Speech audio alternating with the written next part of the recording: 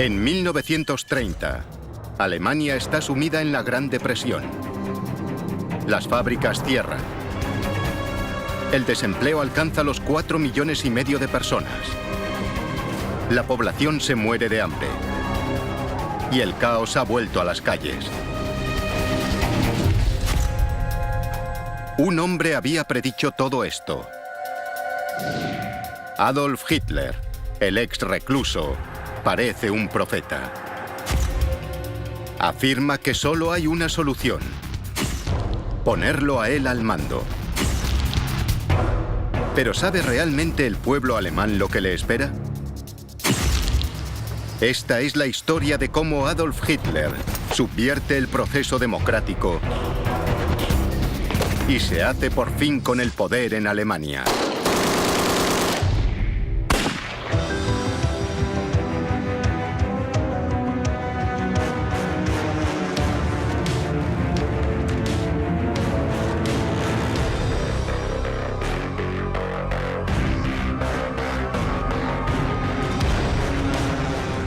El ascenso del partido nazi.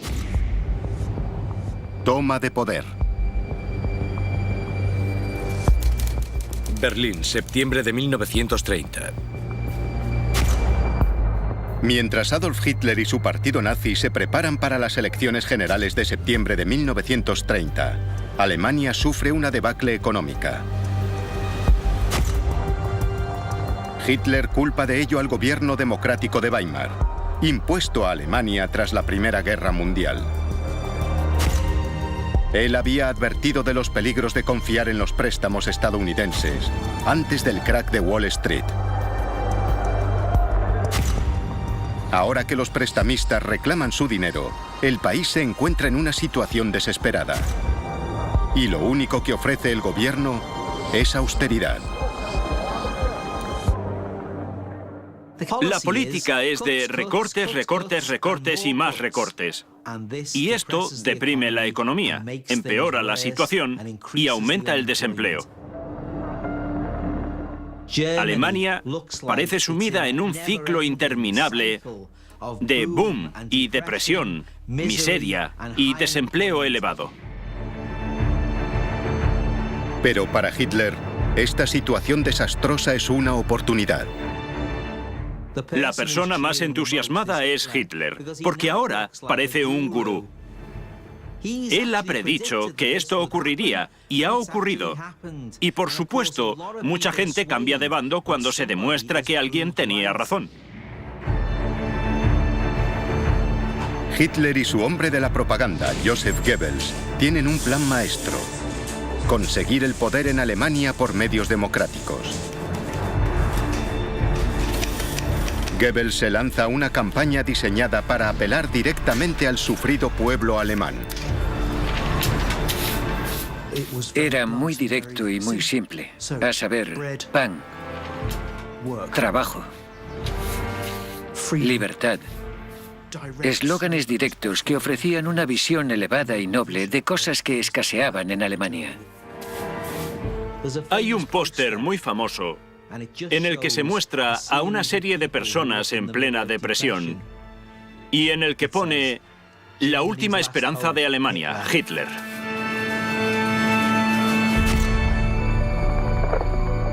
Siguiendo su estrategia, Goebbels envía a Hitler a pronunciar discursos por todo el país, viajando de ciudad en ciudad. Pone en práctica todas sus habilidades oratorias recién pulidas y convence al pueblo de que él volverá a hacer de Alemania un país fuerte. Hay que ponerse en el lugar del alemán medio. Se siente empobrecido, el futuro le parece incierto. ¿Cómo daré de comer a mis hijos? ¿Conservaré el empleo? Y que observa el nuevo gobierno de Weimar y piensa, no está dando respuestas. La campaña brillantemente orquestada por Goebbels permite a Hitler presentarse como algo nuevo y diferente. Ninguno de los políticos de Weimar tenía ni un gramo del carisma que Hitler aportaba a su partido. Eran básicamente burgueses, políticos convencionales del montón. Hitler los barrió a todos. Él era diferente, sobre todo cuando daba un discurso o cuando se ponía de pie en el coche, saludando a sus tropas de asalto que desfilaban. Casi parecía un dios. Y los alemanes nunca habían visto nada parecido.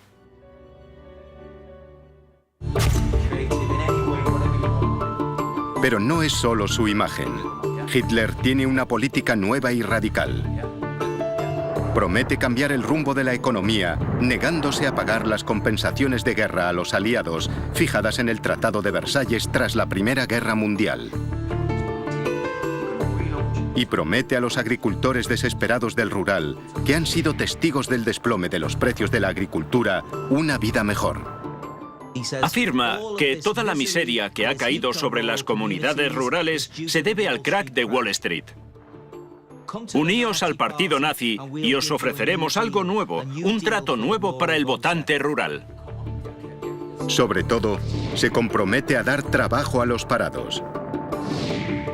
Pero también aprovecha la ocasión para centrarse en su verdadero proyecto: los judíos, a quienes culpa de la crisis económica.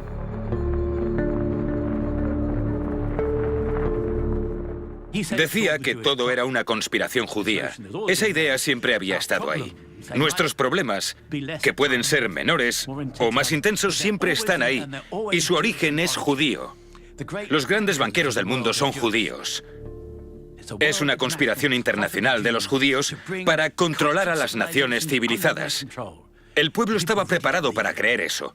Y les dijo: libraos de los judíos y recuperaréis el empleo. 14 de septiembre de 1930. Cuando se conocen los resultados de las elecciones de septiembre, se comprueba que la estrategia nazi ha funcionado. Consiguen casi 6,5 millones de votos.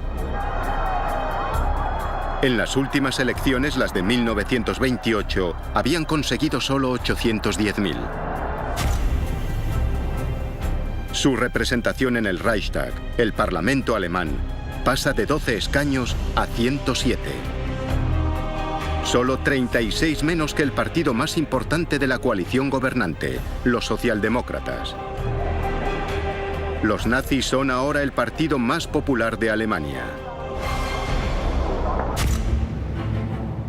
Con la coalición gobernante amenazada por la inestabilidad y las luchas internas, Hitler sabe que pronto habrá otras elecciones. De modo que él y Goebbels se proponen aprovechar su éxito, aumentando la presencia del partido nazi.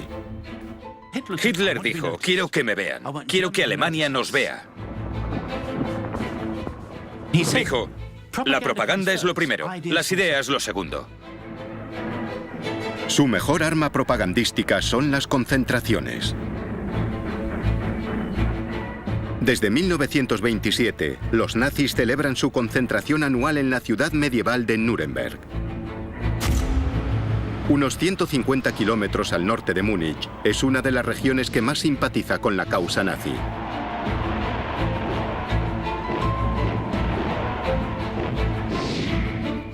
A comienzos de los años 30 y en los años siguientes, las concentraciones alcanzarán dimensiones colosales.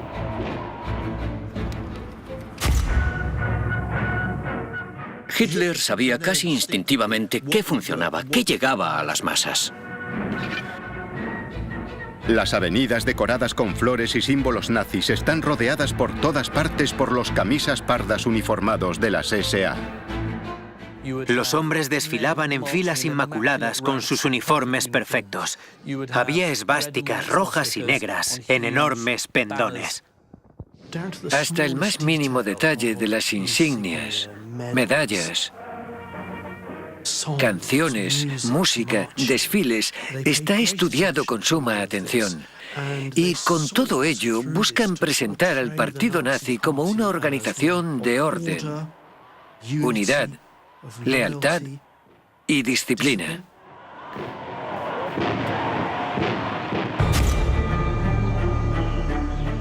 Para añadir más teatralidad, muchas concentraciones alcanzan su clímax llegada la noche.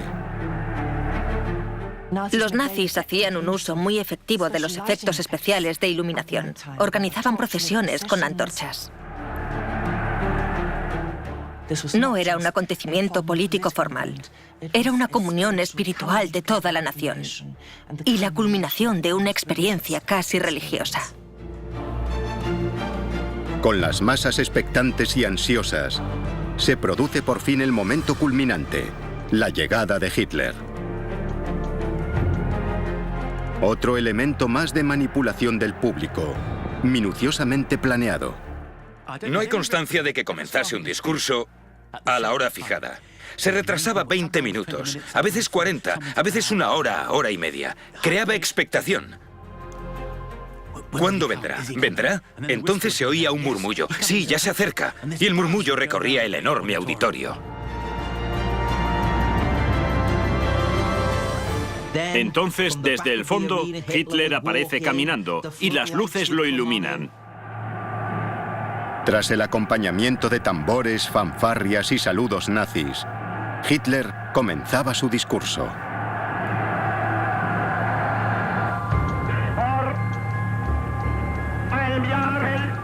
Empezaba susurrando. A la gente le costaba oírlo. Sabe cómo manejar a la multitud. Primero empieza bajito, como si hubiese que subir el volumen. El público tenía la sensación de que había olvidado su discurso. Así sentían más simpatía por él. Entonces subía el tono. Aceleraba un poco. Y llegaban los gestos. El brazo extendido. La mano hacia atrás. Esto lo hacía muchísimo. Como si hubiese una intensidad interior que debía expresar. Es un teatro perfecto. Tremendamente poderoso. Y nadie había hecho nunca nada igual. Y si estás medio convencido, es el éxtasis.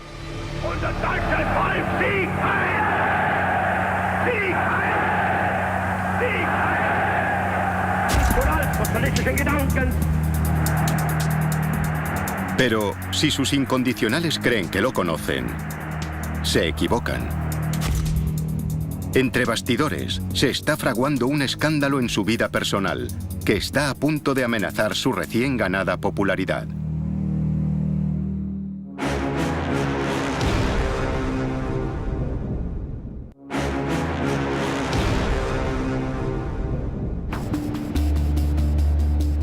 Múnich, 1931.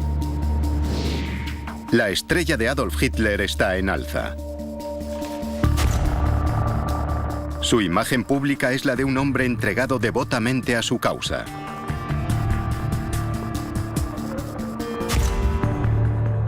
Pero el auténtico Hitler es muy diferente.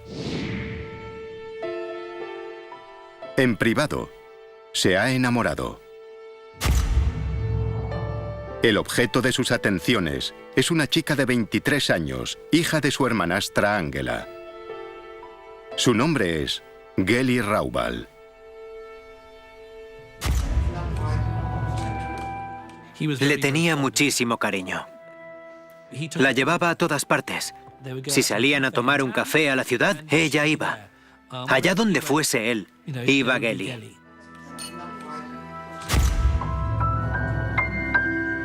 Hitler apoya incluso las aspiraciones musicales de su sobrina y le paga lecciones de canto. La relación, a pesar de que eran parientes y de que había 20 años de edad entre ellos, en general parece una relación de cariño.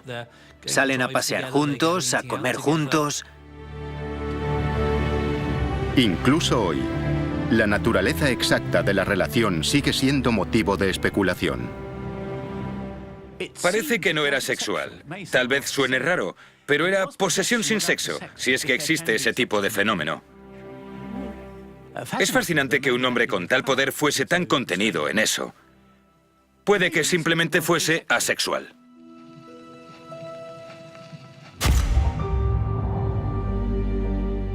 Pero en 1931, la relación de Hitler con Geli empieza a deteriorarse. El comportamiento de Geli, alegre y coqueta por naturaleza, lo pone celoso. Ella era una joven normal, viva, que quería salir, que quería bailar, maquillarse. Y todas esas cosas eran un anatema porque contradecían lo que Hitler pensaba de cómo una mujer debía arreglarse y comportarse. Empieza a mostrar demasiado interés por saber con quién habla ella. Por ejemplo, su chofer, Emil Morris, se ha hecho amigo de Geli. Cuando Hitler se entera de la relación, enloquece. Tiene tendencia a ponerse como un loco y Emil Morris lleva las de perder. Hitler amenaza con dispararle. Este es el punto de inflexión en su relación con Geli. A partir de ahora, todo lo que Geli haga será supervisado y controlado. Si Geli sale del apartamento, Hitler hace que alguien la acompañe para que vuelva temprano. Pero a medida que crece el afán posesivo de Hitler, crece también la infelicidad de Geli. En septiembre de 1931, la situación se complica sobremanera.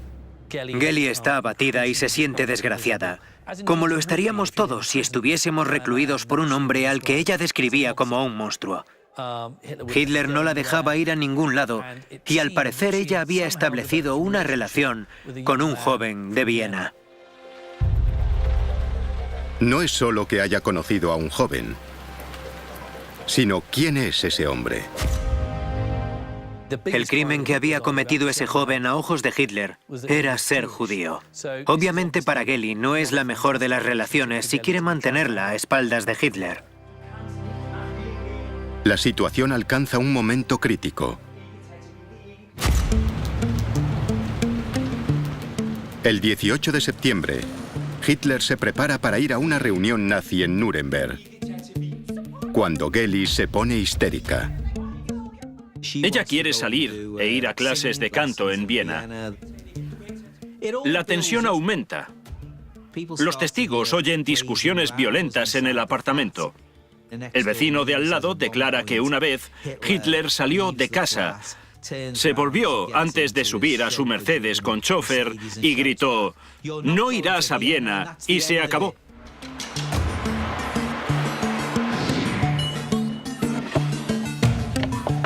Para Geli, las consecuencias de esa discusión serán fatales.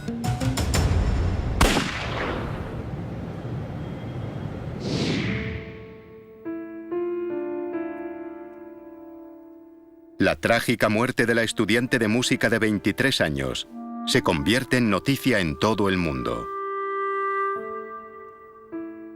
Inmediatamente comienzan a circular rumores sobre la relación del político con su sobrina. Se publicó que tenía hematomas por todo el cuerpo, como si la hubiesen golpeado. Aunque eso no se comprobó ni corroboró. Pero es posible que él la agrediese. No se ha demostrado, pero es posible que lo hubiese hecho. Encaja con su carácter posesivo. También se filtran rumores relativos a la vida sexual de Hitler. Supuestamente, ella le dijo a Emil Morris que Hitler la había obligado a posar para fotos pornográficas, desnuda encima de él, y que incluso le había pedido que defecase, que Hitler era coprófilo.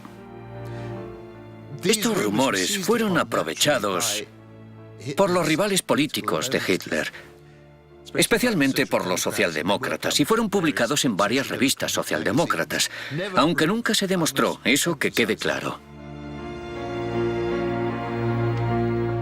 Lo peor son las sospechas de que Hitler había ordenado asesinar a Geli, o que él mismo la había matado.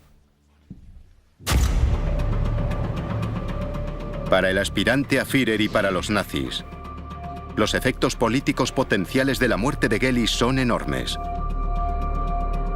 Así que el equipo de propaganda del partido actúa rápidamente para evitar un escándalo. Para salvar la reputación de Hitler, miembros de su círculo íntimo afirman que Geli estaba jugando con un arma y que se mató accidentalmente. y se aseguran de que Hitler jamás vuelva a ser relacionado de manera íntima con ninguna mujer. La muerte de Geli le hace darse cuenta de que si quiere presentarse como una especie de figura mesiánica, no puede ser asociado públicamente con mujeres. Considera que la aparición de una esposa o novia, una figura femenina en su vida, reduciría su atractivo para las mujeres alemanas en general. En consonancia con esta estrategia, la siguiente novia de Hitler será ocultada a todo el mundo salvo a su círculo íntimo. Eva Braun permanece en un segundo plano. Nunca aparece en ninguna fotografía con Hitler. Para el público, Hitler está casado con Alemania. La estrategia del partido parece funcionar. El pueblo alemán otorga a Hitler el beneficio de la duda, y él emerge de lo que podría haber sido un escándalo prácticamente indemne. Ahora ya está listo para pasar a la siguiente fase de su plan para hacerse con el poder.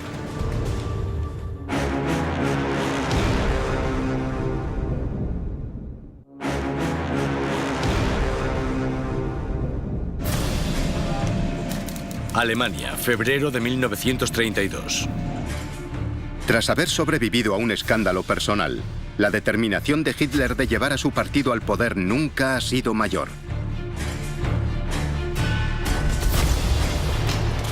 Su maquinaria propagandística lo relanza. Y parece que funciona. Hitler obtiene un resultado magnífico cuando se presenta a las elecciones presidenciales contra el entonces presidente de Alemania, el respetadísimo mariscal de campo, Paul von Hindenburg. Y queda segundo a poca distancia. En solo 9 años, Hitler ha pasado de recluso a aspirante serio al liderazgo de Alemania. Y ha ideado otra táctica nueva para ganarse a la gente.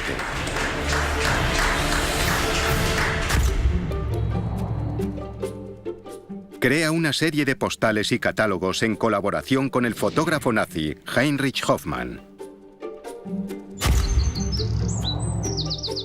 Su propósito es presentar a Hitler como un hombre normal. Las imágenes de Hoffmann no eran simples, instantáneas, formales de Hitler sobre un estrado, arengando a las masas. Con mayor frecuencia eran fotos que mostraban a Hitler como un hombre corriente. Hitler con el traje regional bávaro, sentado en el bosque. De picnic.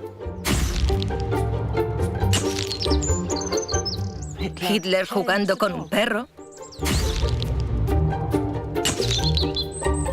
Hitler con gabardina y sombrero normales y corrientes, sin hacer nada en especial. Estaba todo muy calculado. Quería que lo viesen como alguien pausado, que disfrutaba del placer de pensar y reflexionar. Un auténtico hombre del pueblo.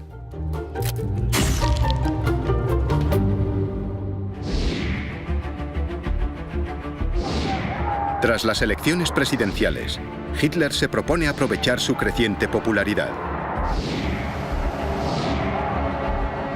Y la ocasión se presenta porque la coalición gobernante está en fase terminal, lo que provoca una cascada de elecciones.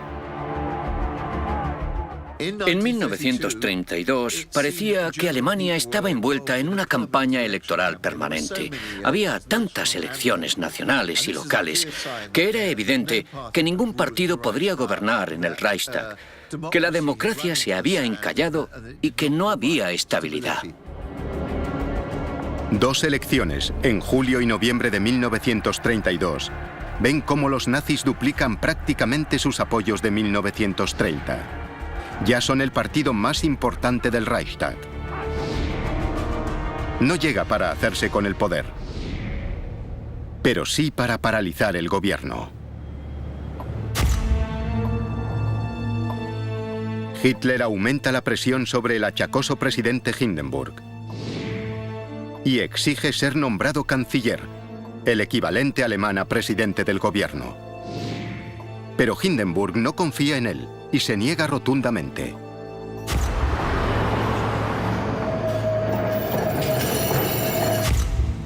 Hindenburg solo le ofrece el puesto de vicecanciller. Hitler lo rechaza. Quiere el poder en sus propios términos. Y se propone ganarse a las personas más influyentes de Alemania. Reúne a un grupo de industriales. Les dice, la prosperidad solo llegará si gobernamos nosotros. No somos una amenaza. Si nos unimos, yo como gran líder y vosotros como grandes industriales, tendremos un gran futuro juntos, trabajaremos juntos. Se reúne con los líderes del ejército y les dice, yo fui soldado, os comprendo. El ejército es vital en la nueva Alemania que crearemos. Vosotros sois la fuerza, sois la defensa de Alemania. Y se los gana. El proyecto de Hitler para ampliar sus apoyos es un éxito. Los nazis ya no son solo el partido de las clases trabajadoras. Los votantes con estudios, como profesores, ingenieros y abogados, apoyan a Hitler, temerosos de que un gobierno comunista suba sus impuestos para alimentar a los pobres. Es lo que se llama la Mittelstand en alemán, la mediana empresa, la que más importa según Hitler. Son personas respetables. Alemanes de pura cepa, por así decirlo, jóvenes en edad, pero viejos en cuanto a valores, en cuanto a estándar cultural alemán y demás. Hay alguien más a quien Hitler logra impresionar, al ex canciller Franz von Papen. Abandona su cargo de canciller en noviembre de 1932, tras no superar una moción de confianza. Aunque no es nazi, simpatiza con Hitler y organiza una reunión secreta entre elementos clave del círculo íntimo de Hitler y el hijo del presidente, el comandante del ejército alemán Oskar von Hindenburg. Es un encuentro muy importante, porque en esa reunión, Oskar, que era escéptico sobre que Hitler gobernase sin convertirse en un dictador, se deja convencer por él. Hitler lo encandila. A cambio de un ascenso en el ejército y 2.000 hectáreas de tierra, Oskar accede a convencer a su padre de que entregue la Cancillería a Hitler. Hay otro elemento crucial. Von Papen convence al presidente Hindenburg y a su hijo de que puede controlar a Hitler.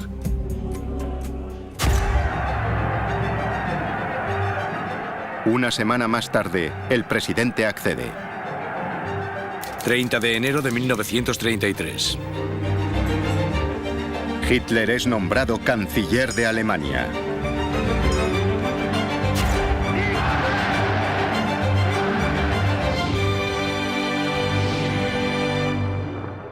Pero los nazis aún no tienen un gobierno con mayoría. De modo que Hitler convoca rápidamente otras elecciones. Para garantizarse la mayoría, necesita ganarse a los votantes de izquierdas y superar a los comunistas. En cuestión de días, los acontecimientos conspiran para ayudarle. Berlín, 27 de febrero de 1933. Apenas 6 días antes de las elecciones generales, el edificio del Parlamento alemán, el Reichstag, es presa de las llamas. El culpable es detenido inmediatamente y resulta ser un joven holandés llamado Marinus van der Lubbe. Van der Lubbe es comunista confeso. Es el clásico loco solitario, una especie de Lee Harvey Oswald en este contexto, porque no sabemos si actuó solo. Lo único que sabemos es que cuando se declara el incendio nadie intenta extinguirlo, porque inmediatamente los nazis se dan cuenta de que podrán aprovechar el incendio contra los comunistas. La respuesta del presidente Hindenburg al incendio es declarar el estado de emergencia en toda Alemania. Hitler lo aprovecha. Consigue convencer a Hindenburg de que le deje reprimir a los comunistas.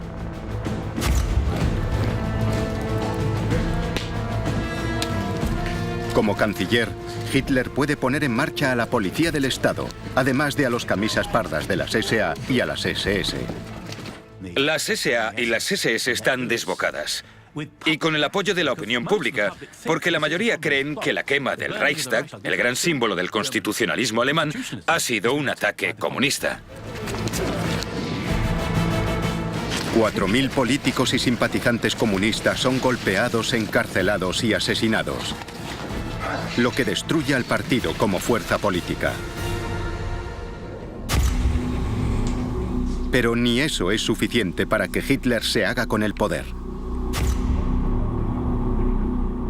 En las elecciones generales de marzo de 1933, los nazis rozan el 44% de los votos y se quedan dolorosamente cerca de la mayoría.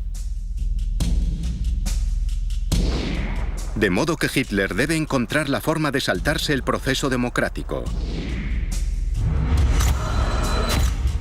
Entonces idea la ley de plenos poderes. En una época de crisis, le permite suspender temporalmente la Constitución y asumir el control total de Alemania durante los siguientes 4 años. Si es respaldada con el voto de la mayoría, Hitler podrá asumir todo el poder y podrá promulgar leyes sin necesidad de recurrir al Parlamento. Pero para aprobarla, los nazis necesitan una mayoría de 2/3 del Parlamento.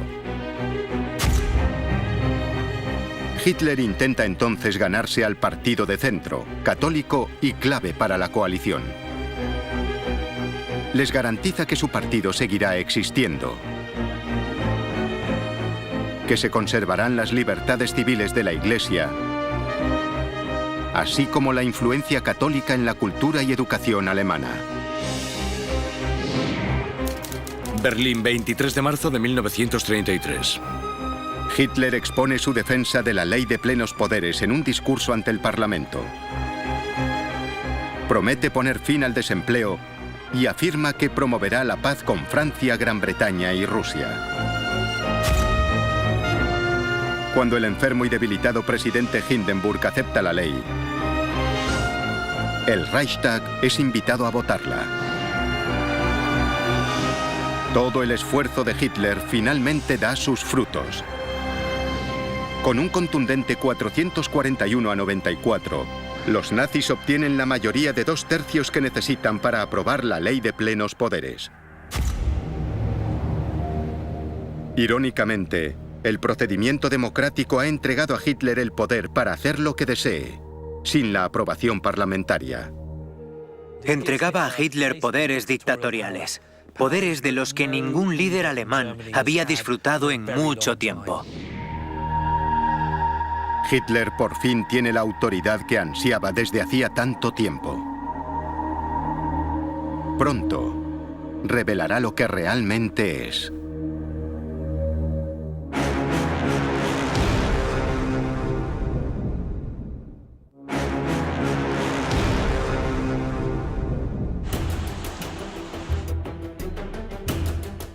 En 1933, Hitler se ha convertido en canciller de Alemania y ha suspendido la constitución del país. Su ley de plenos poderes le otorga potestad para burlar la democracia y gobernar a su antojo.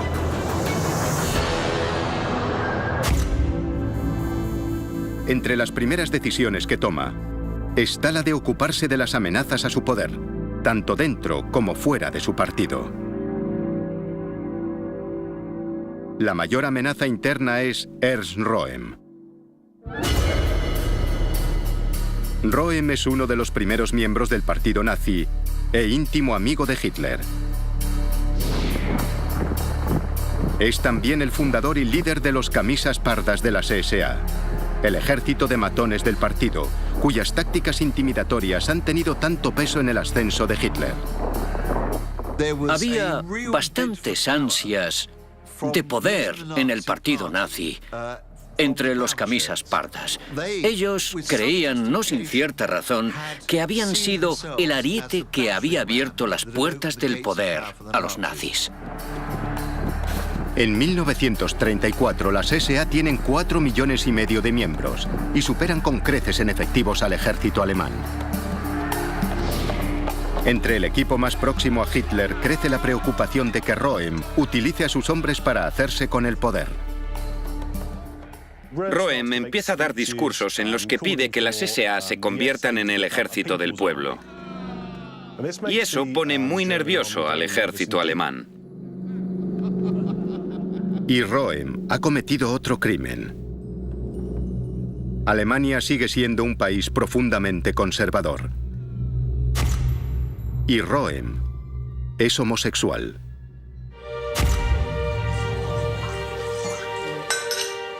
En secreto, Hermann Göring, ahora ministro de Interior prusiano, y Heinrich Himmler, jefe de las SS, piden al segundo de Himmler, Reinhard Heydrich, que prepare un dossier para desacreditar a Röhm.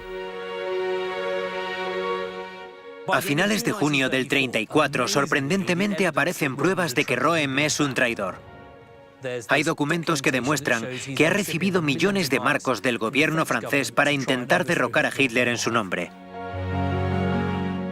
Por supuesto, son pruebas totalmente preparadas. Armado con la información de Göring, Heydrich y Himmler, Hitler organiza una trampa letal. Ordena a todos los líderes de las SA asistir a una reunión en la pintoresca localidad turística de Bad Wiese, en el sur de Alemania. 30 de junio de 1934. Al amanecer, Hitler, algunos miembros de su entorno y un par de policías del Estado llegan a un hotel junto al lago de la localidad. Sobre las 6:30 de la mañana, Hitler irrumpe en el hotel esgrimiendo una pistola. En una escena que sorprendería al pueblo alemán, que creía que votaba a un político respetable, el canciller de Alemania no puede resistirse a tomarse la venganza por su mano. En una demostración de la ira que siente ante la supuesta traición de Röhm, Hitler lidera personalmente al equipo que va a detenerlo. Ni siquiera aguarda a que lleguen los refuerzos de las SS. Sube a la habitación de Röhm, abre la puerta y dice: «Levántate, Ernst, quedas detenido por alta traición». Un somnoliento y sorprendido Röhm no entiende lo que pasa. En la habitación de al lado duerme otro jefe de las SA y con él en la cama está un joven también de las SA. Y claro, esto se considera escandaloso y una señal de cuánto se habían degradado las SA y de lo corruptas que eran.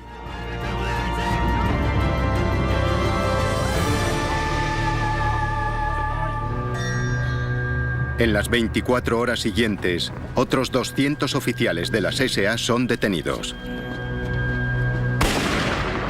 Muchos son fusilados. Otros, como Röhm, son enviados a la prisión de Stadelheim, en Múnich.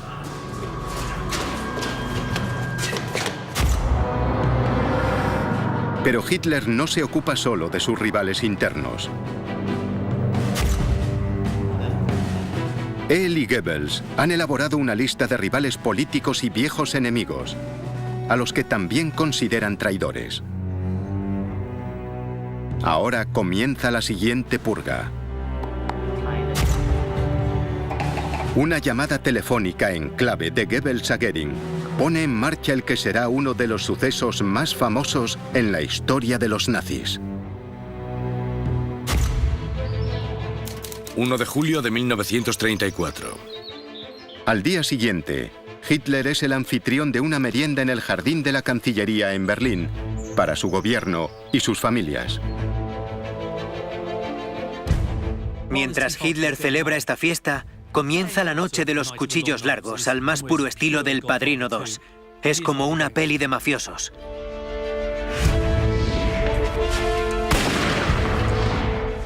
Hay gente masacrada, descuartizada, fusilada, asesinada y decapitada. Entre los muertos está Gustav von Kahr, uno de los miembros del triunvirato que había saboteado el golpe de la cervecería en 1923. Lo sacaron de su casa, lo llevaron a un bosque de Dachau, a las afueras de Múnich, donde estaba el campo de concentración, y lo mataron a hachazos.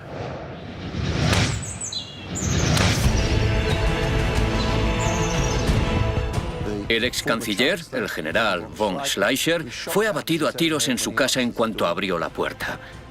Y su esposa, que intentó interponerse entre las balas, también fue acribillada a balazos.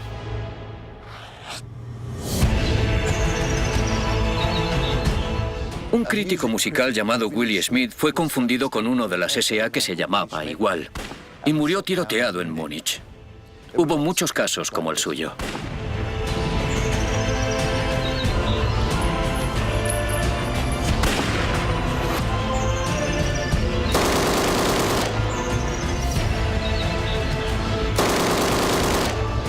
Durante esa tarde, Hitler da orden de matar a Ernst Röhm.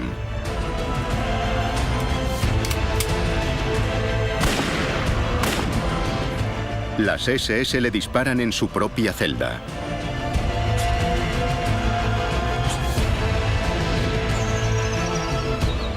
En un momento de la reunión, alguien se acerca a Hitler y le informa discretamente de que todo se ha llevado a cabo, y él asiente.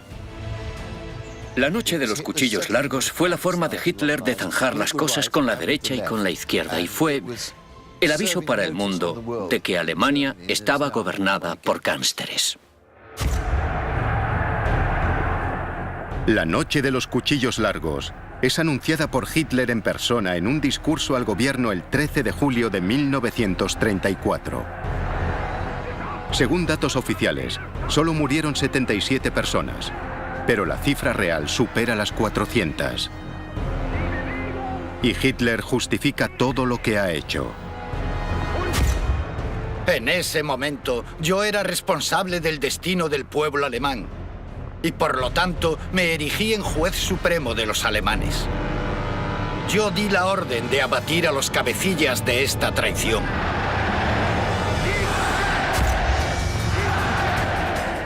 Los actos y palabras de Hitler dejan claro que se ha convertido en juez y jurado, con poder para decidir quién vive y quién muere.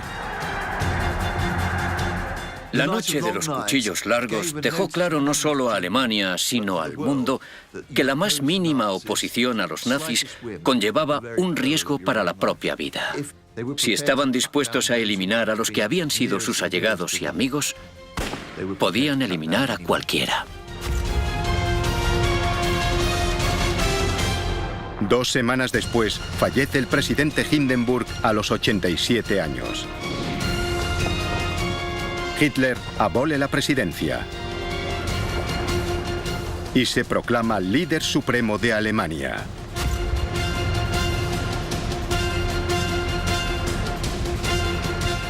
El Führer.